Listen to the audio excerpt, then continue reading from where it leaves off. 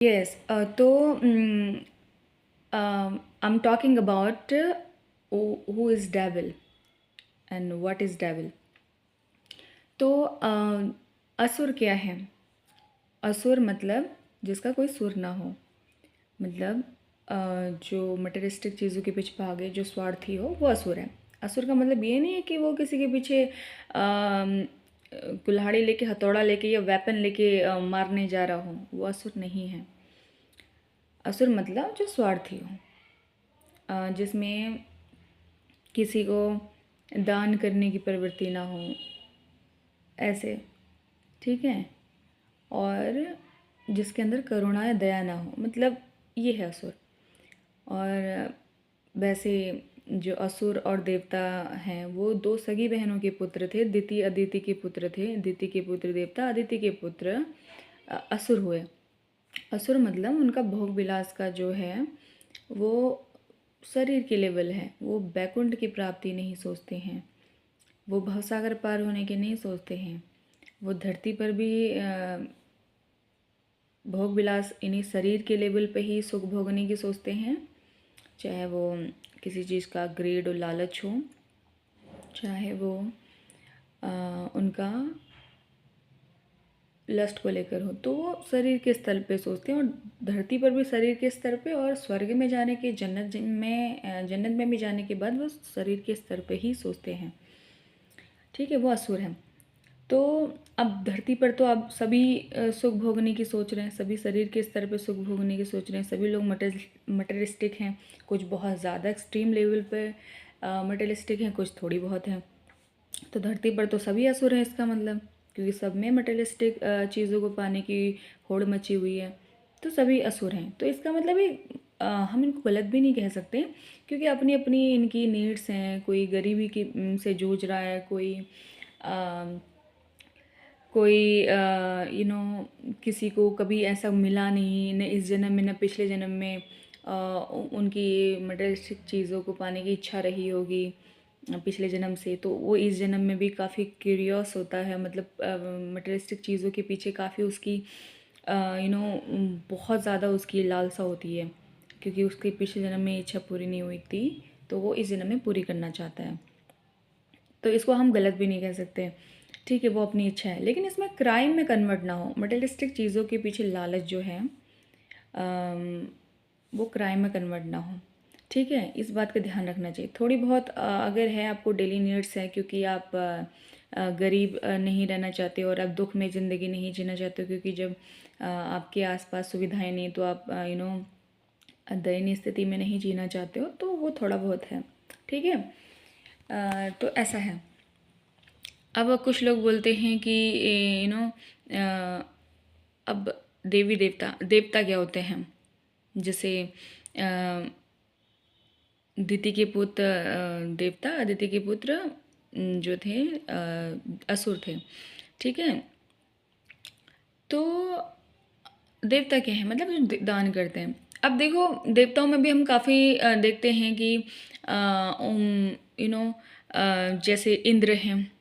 इंद्र देवता माने जाते हैं, तो उन्होंने भी गौतमी ऋषि की पत्नी अहिल्या के साथ दुराचार किया, तो ये देवता हैं। आपने कैटेगराइज कैसे कर दिया कि देवता मतलब देता है? अब इंद्र देवता बारिश करते हैं, तो अगर हम देखा जाए तो इंद्र को भी हम असुर ही मान लेते हैं, क्योंकि भले उनके अंदर मटेरियलिस्टिक चीज़ें नहीं, क्योंकि उनको सब कुछ स्वर्ग में मिला हुआ था, लेकिन उन्होंने जो हरकतें करी हैं, किसी की पत्नी को छल से लस्ट था उनके मन में, तो थोड़े टाइम के लिए उनके मन में असुरी प्रवृत्ति आ गई। मतलब ऐसा नहीं है कि हमेशा ही, जैसे धरती पर भी इंसान है तो 24 घंटे इंसान असुरी प्रवृत्ति में रहता हो, ऐसा ज़रूरी नहीं है। कभी कभी असुरी प्रवृत्ति में वो हो जाता है। तो असुरी प्रवृत्ति एक अवस्था है। असुर कोई व्यक्ति नहीं है, कोई पर्टिकुलर व्यक्ति नहीं है कि उसको असुर कहा जाए। वो एक अवस्था है। कभी इंसान के मन में चीज़ों को लेके अचानक से ग्रेड आ जाता है, या समाज के दबाव से, या फिर अपने आप को रुतबा रौब दिखाने के लिए उसके मन में एक प्रेशर आ जाता है कि मुझे दिखाना है कुछ, तो असुरी प्रवृत्ति उस टाइम पे उसके मन में आ जाती है, ठीक है। तो ये है।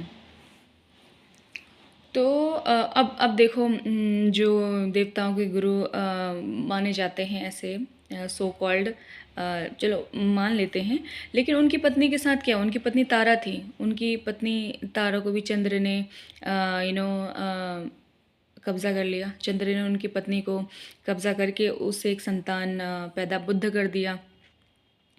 चंद्र ने अपनी देवगुरु अपने गुरु की पत्नी तारा को यू नो गर्भवती कर दिया, मतलब उनको कब्ज़ा करके वो कर दिया, गर्भवती कर दिया।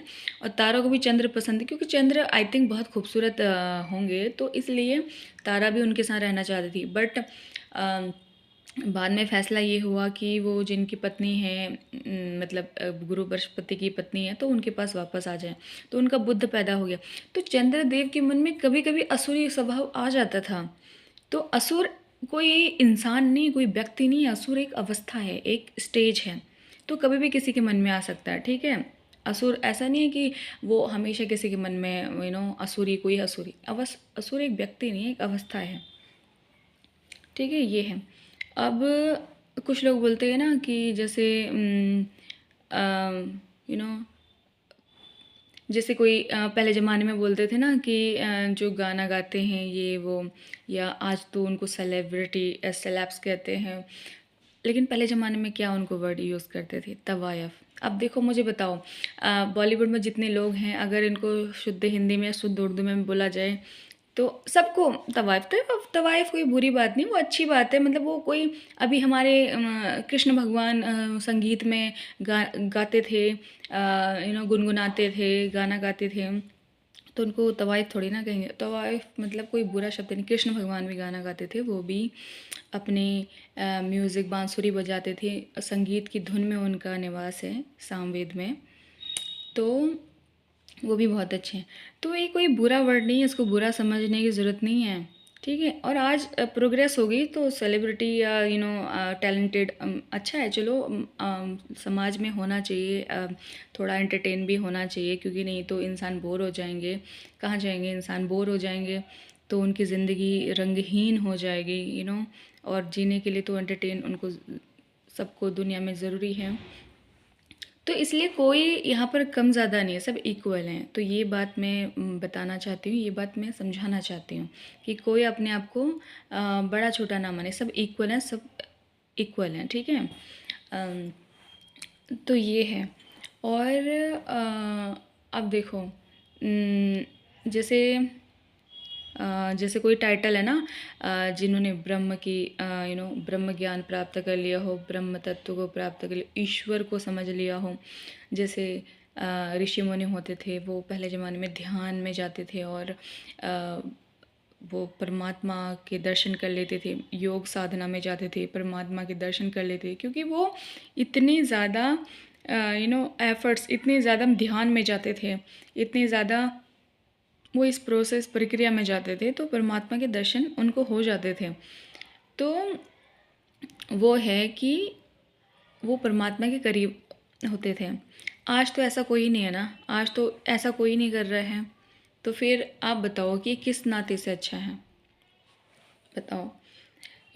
ये टाइटल लेके घूम रहे हैं कि जैसे महादेव की जो शैव वंश, जो शैव परंपरा को मानते थे, जैसे शर्मा है, एक टाइटल है।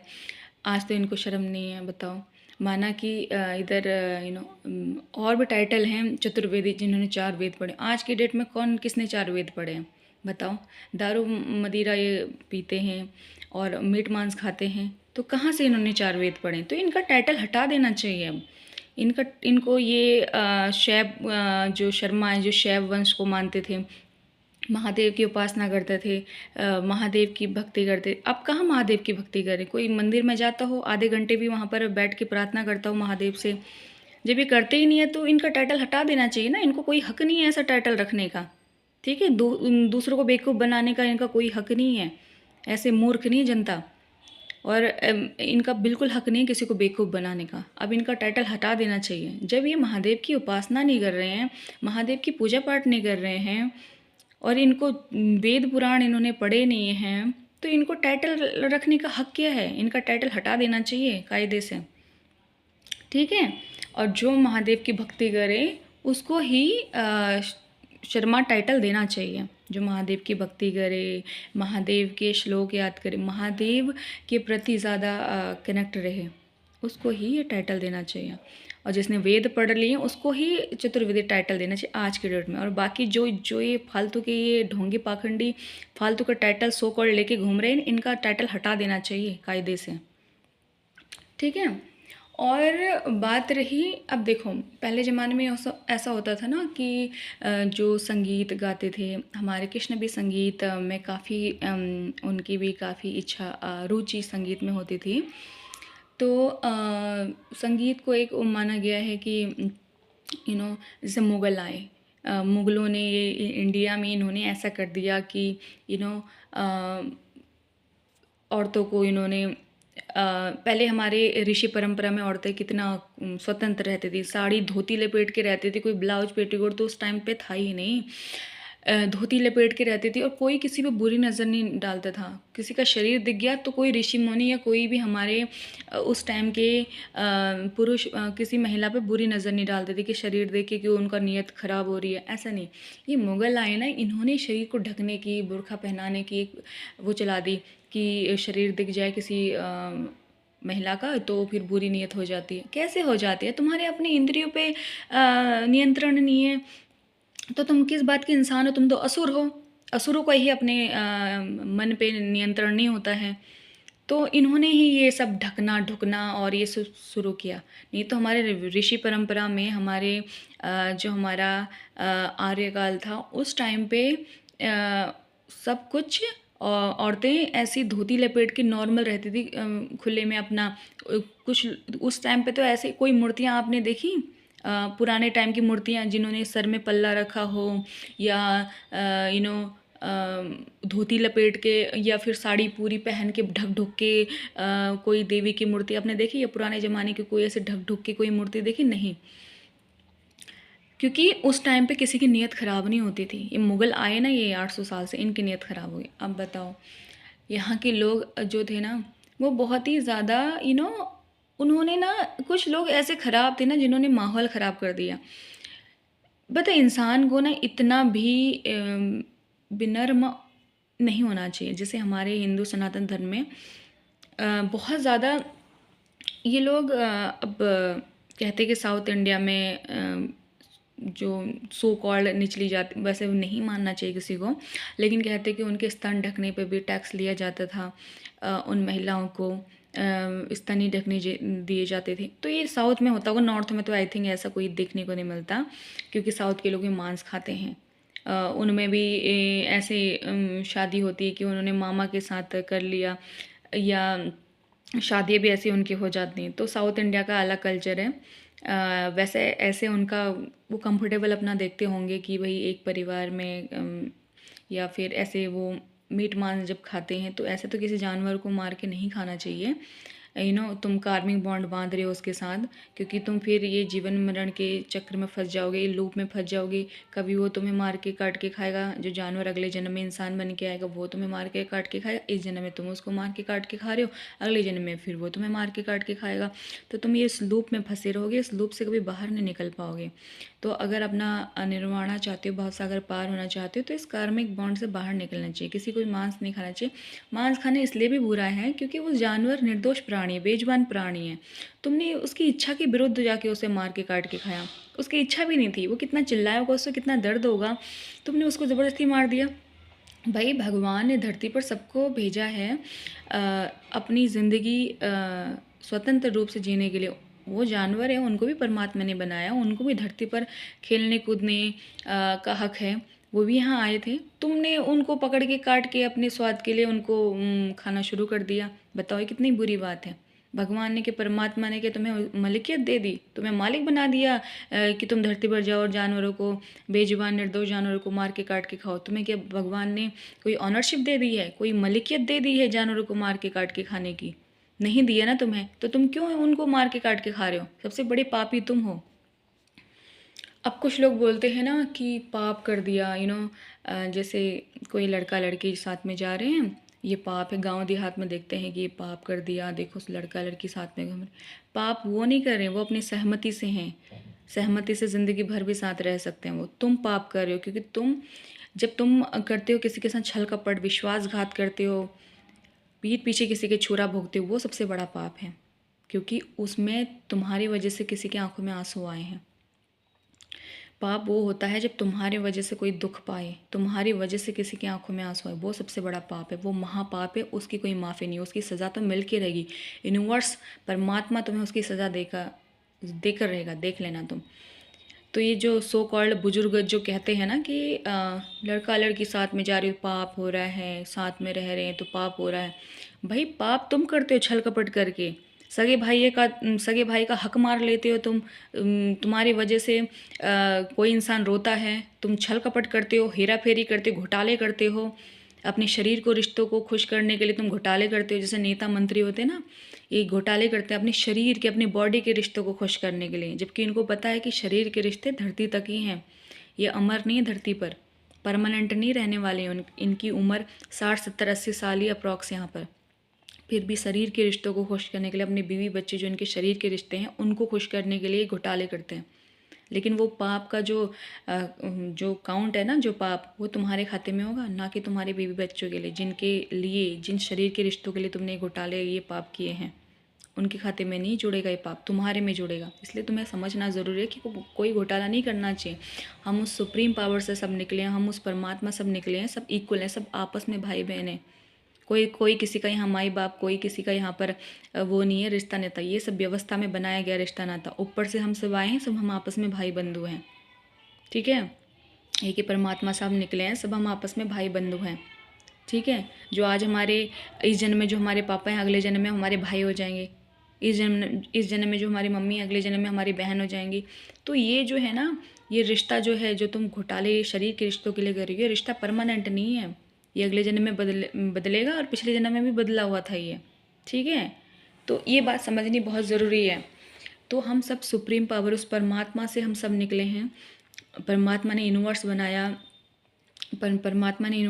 गैलेक्सी बनाई है, स्टार्स बनाए, प्लेनेट्स बनाए हैं, तो उसने हमें भी बनाया है, ठीक है। स्टार्स, प्लेनेट्स, गैलेक्सी और यूनिवर्स को हम सिर्फ डिस्कवर, खोज कर सकते हैं, बना नहीं सकते हैं। बनाया उसी परमात्मा ने सबको, ठीक है। हम उसके अलग अलग रूपों में उसकी पूजा आराधना करते हैं। महादेव के रूप में, श्री हरि विष्णु के रूप में, आदि शक्ति माता के रूप में, 33 कोटि देवी देवताओं के रूप में उनकी पूजा अर्चना करते हैं। वो परमात्मा एक ही, उसके रूप इतने अलग हैं। परमात्मा की मर्जी अपने अलग अलग रूप बनाए, कितने भी रूप बनाए, और उनको शरीर धारण करने की ज़रूरत नहीं है, धरती पर आके शरीर धारण करने की ज़रूरत नहीं है, ठीक है। वो डिवाइन है, ठीक है, फरिश्ते, एंजल हैं। परमात्मा हमारे अलग अलग रूपों में वो रह सकते हैं। तुम्हारे चुटकी बजाने से तुम अपने आप को वो धरती पर शरीर लेके आने की उनको ज़रूरत नहीं है, ठीक है। और ये है तो इंसान कहता है ना कि कि हम जो हैं, ये हैं, वो हैं, वो हैं। तुम कुछ नहीं हो, ठीक है। सब परमात्मा ने ही बनाया है, परमात्मा की मर्ज़ी से दुनिया चल रही है। सारी जो स्टार्स, गैलेक्सी हैं, सब उन्हीं की मर्ज़ी से चल रहे हैं, ठीक है। कभी भी अपने आप को तुम कैसे बनोगे भाई, तुम देवता कैसे बनोगे?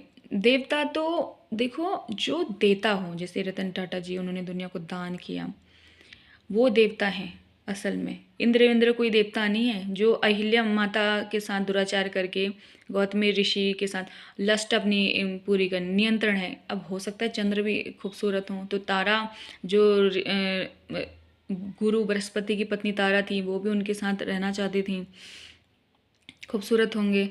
तो देखो, चंद्र जो थे अपनी लस्ट पे वो नियंत्रण नहीं कर पाते थे, तो उनको देवता नहीं माना जा सकता। हाँ, देवता उनको एक वो माना जा सकता है कि वो खूबसूरत थे, कोई अच्छी आत्मा थे, माना जा सकता है। बट इतना उनको देवता नहीं। देवता मतलब देने वाला, जिसने दे दिया, देता रहता हो, जो देता हो, तुम्हारे अच्छे के लिए तुम्हें देता हो, उसे देवता बोलते हैं, देने वाला।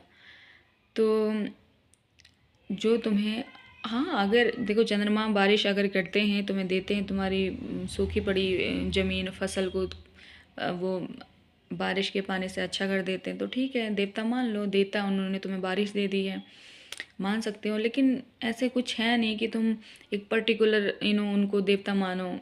और इंद्र इंद्र तो एक गद्दी का नाम है, इंद्र एक अवस्था, एक पद का नाम है। बाकी अलग अलग उसमें जो आत्माएं हैं, जो जिनकी आत्मा इम्प्रूवमेंट हो जाती है, जिनकी आत्मा की प्रोग्रेस हो जाती है, वो अलग अलग इंद्र की गद्दी पे बैठते हैं। ठीक है। अब हमारे विष्णु हैं, हमारे महादेव एक आत्मा है, एक परमात्मा, मतलब वो एक स्वच्छ आत्मा है। ठीक है, वो कहीं तो हैं, कोई भी है, वो मेरे परिवार हैं। वो अगर कृष्ण है तो आत्मा कहीं भी है, वो उनका एग्जिस्टेंस है, कहीं भी होंगे, मुझे महसूस हो रहे हैं, तो वो हैं। आप उनको जैसे कुछ दूसरे सिविलाइजेशन के लोग हैं जो दूसरे सिविलाइजेशन को मानते हैं, वो लोग क्या करते हैं कि नहीं, तुम्हारे राम जी थे ही नहीं। क्यों नहीं थे? उनकी उनकी आत्मा हमें महसूस होती है, उनको शरीर धारण करने की ज़रूरत नहीं है, क्योंकि उनका कार्मिक बॉन्ड कोई धरती पर है नहीं। तुम्हारा कार्मिक है, तुम्हें शरीर तुम्हें दिया है ताकि तुम अच्छे कर्म करो और तुम्हारा आत्मा का प्रोग्रेस हो जाए, तुम्हारी आत्मा का इम्प्रूवमेंट हो जाए, ताकि तुम भी ऊपर अच्छी जगह अच्छे डायमेंशन पे पहुँचो। क्योंकि ये थर्ड डायमेंशन है जिसमें हम रहते हैं। Fourth dimension, fifth dimension, six dimension, seven dimension, तुम्हारी आत्मा का प्रोग्रेस होगा तो तुम अलग अलग आयामों में जाओगे, अलग अलग डायमेंशन में जाओगे। तो इसलिए तुम्हें ये शरीर दिया गया ताकि तुम अच्छे काम करो, धरती पर जाके अच्छे अपनी आत्मा की प्रोग्रेस करो। ठीक है, उनको ज़रूरत नहीं परमात्मा को, वो पहले प्रोग्रेस हुए हैं पहले से। वो राम जी, कृष्ण जी पहले से उनका प्रोग्रेस हो चुका है। हमारे वो दिव्य आत्मा है। ठीक है, उनको इधर शरीर पे, उनको धरती पर शरीर धारण करके यहाँ आने की ज़रूरत नहीं है। अब कुछ लोग कहते हैं ना कि जैसे हम देखते हैं आसपास लोग में कि काफ़ी लोग होते हैं जो ऐसे दयनीय अवस्था में रहते हैं, उनके साथ, उनके पास कुछ है भी नहीं, गरीब है। देखो, तुम्हें अपॉर्चुनिटी मिली परमात्मा का ध्यान करने, तुम्हारे अगर अवस्था अच्छी है, तुम्हारा परिवार अच्छा है, गरीब कभी भक्ति नहीं कर सकता। गरीब जिसको जो बहुत दयनीय अवस्था में, वो परमात्मा की भक्ति कैसे करेगा?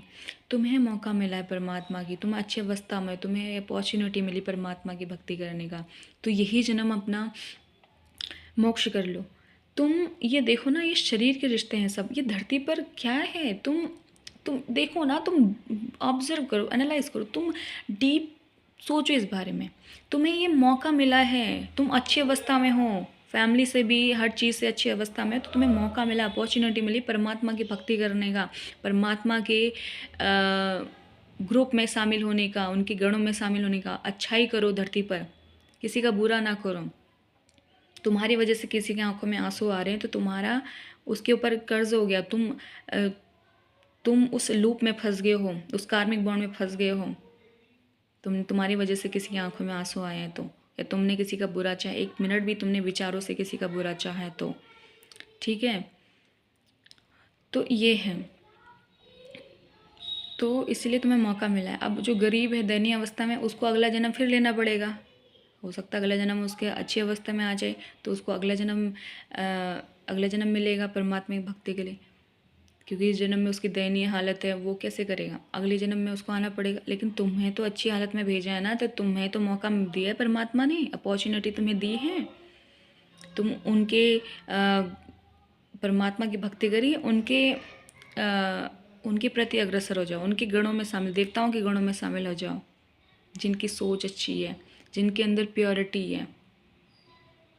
कोई भी आत्मा होंगे, देवता कहीं भी होंगे अच्छे, एंजल्स, डिवाइन एनर्जीज होंगी अच्छी, कहीं भी होंगी, तो उनके गणों में शामिल होना है, फरिश्तों के, एंजल के, डिवाइन एनर्जी के, उनके गणों में शामिल होना है। तो अच्छे कर्म करो ताकि तुम्हारी आत्मा की प्रोग्रेस हो। नहीं तो यहीं पर भूत प्रेत बनोगे। भूत प्रेत कौन बनता है? भूत प्रेत एक अवस्था है। जैसे 84 लाख जन्म होते हैं ना, तो उसमें पेड़ का भी जन्म, पेड़ों में भी तुम होते हो, वृक्षों में भी तुम पैदा होते हो, पशु पक्षियों में होते हो, जानवरों में, जंतु में पैदा होते हो, तो तुम्हारे ऐसे समुद्री जीव जंतु में पैदा होते हो। तो 84 लाख जन्म ये सारे मिलाकर हैं। तो ऐसे ही भूत प्रेत पिशाच का भी जन्म होता है। वो एक जन्म है, एक अवस्था है, वो बुरे नहीं है, तुम वो एंटिटी है। अब तुम देखोगे कोई भूत, तुम कहते हो भूत प्रेत बनेगा, ये बनेगा, वो एक अवस्था है। अगर तुम्हारे अच्छे कर्म होंगे, वो एक रेस्टिंग मोड है।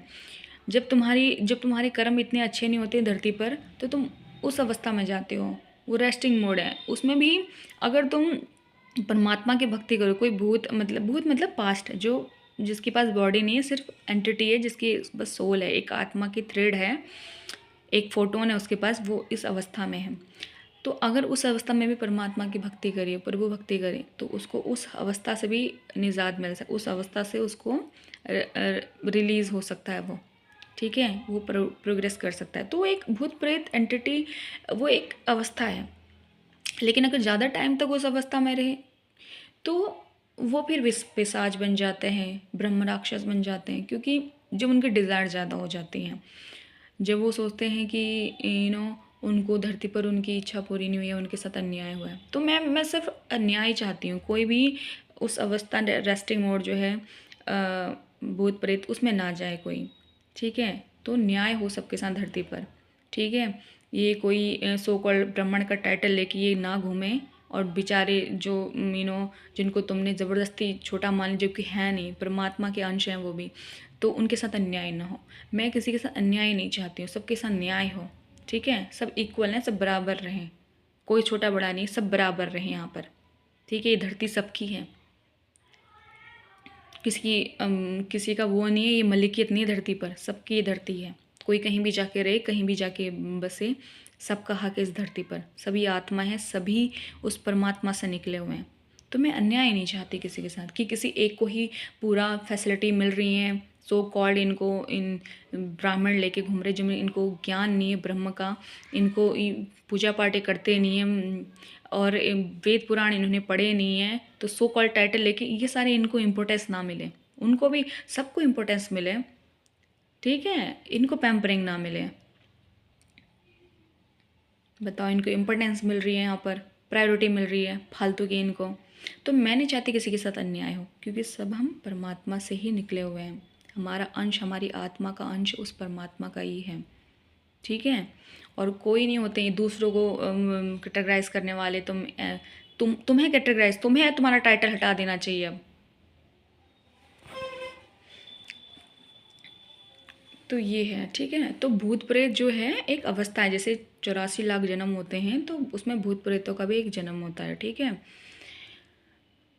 वो जैसे वृक्षों का जन्म होता है, पशु पक्षियों का जन्म होता है, और जानवरों का, जंतुओं का जन्म होता है, इंसानों का जन्म होता है। तो भूत प्रेत भी एक जन्म है, वो एक अवस्था है, रेस्टिंग मोड है, ठीक है। तो ये है। कुछ लोग बोलते हैं, अब कहेंगे कुछ लोग, तुम ये वीडियो बना रही, तुम्हें व्यूज़ आ रहे नहीं, मुझे इतना लालच नहीं है, ठीक है। मैं कम में भी खुश हूँ, भगवान ने जितना मुझे देना है, जितना मुझे दिया, मुझे इसमें भी खुश हूँ मैं, मुझे कुछ ज़्यादा नहीं चाहिए। तुम लोग व्यूज़ के लिए यूट्यूब पे इसके लिए तुम्हें मरे जा रहे होगे तुम, क्योंकि तुम्हें लालच है, आसुरी प्रवृत्ति तुम्हारे अंदर है, मेरे अंदर नहीं है। मुझे जितना ऊपर वाला देगा मैं उसमें खुश हूँ, क्योंकि मैंने ऊपर वाले से उसको, ऊपर वाले को मांगा है, मैंने परमात्मा से, अपने कृष्ण से उनको मांगा है। मैंने ये चीज़ें नहीं मांगी, गाड़ी बंगला ये नहीं मांगा है, मुझे चाहिए भी नहीं है। मुझे इनमें कार्मिक बॉन्ड में बंधना नहीं है, मुझे ये गाड़ी बंगले इनसे बंधना नहीं है, इन्हें कार्मिक लूप में नहीं फंसना है। मुझे इससे बाहर निकलना है, मुझे अपने कृष्ण से जुड़ना है। मैंने उनसे उन्हीं को मांगा है कि मैं आपके साथ रहूं, मैं आपके हर जन्म में आपके साथ रहूं, आप मुझे सद्बुद्धि देना, आप ही मेरे मार्गदर्शन करना, आप ही मेरी बुद्धि को सद्बुद्धि करना, आप मुझे अपने हिसाब से चलाओ, क्योंकि मैं आप पे विश्वास पूरा 100% आप पे विश्वास करती हूँ। मेरे परमात्मा, मैं आप पे विश्वास करती हूँ, तो इसलिए मैंने पूरा हक आपको दे दिया, आप मुझे चलाओ जैसे चलाना है आपको। तो मैंने अपनी बागडोर उनके हाथ में सौंप दी है, क्योंकि मुझे उन पर भरोसा है, मुझे महसूस होते हैं वो। शरीर के लेवल पे नहीं, उनको शरीर धारण करने की ज़रूरत नहीं है अपने आप को महसूस करवाने के लिए, वो मुझे ऐसे सोल लेवल पे भी महसूस होते हैं, ठीक है। तो मैंने अपने आप को उनको सौंप दिया है, अपने बागडोर उनके हाथ में सौंप दिया, वो मुझे जैसे चलाएं, मुझे उन पर पूरा 100%, 100% उन पर भरोसा है मुझे, ठीक है। कुछ लोग बोलेंगे व्यूज़ के लिए तुम्हें ज़रूरत है, ये है वो तुम कर रही हो, नहीं, मुझे ज़रूरत नहीं, मुझे जितना मेरे परमात्मा ने दिया, जितने मेरे श्री हरि विष्णु ने दिया, मैं खुश हूँ। मैं ये कार्मिक बॉन्ड लूप में नहीं फंसना चाहती हूँ लालच करके, ठीक है।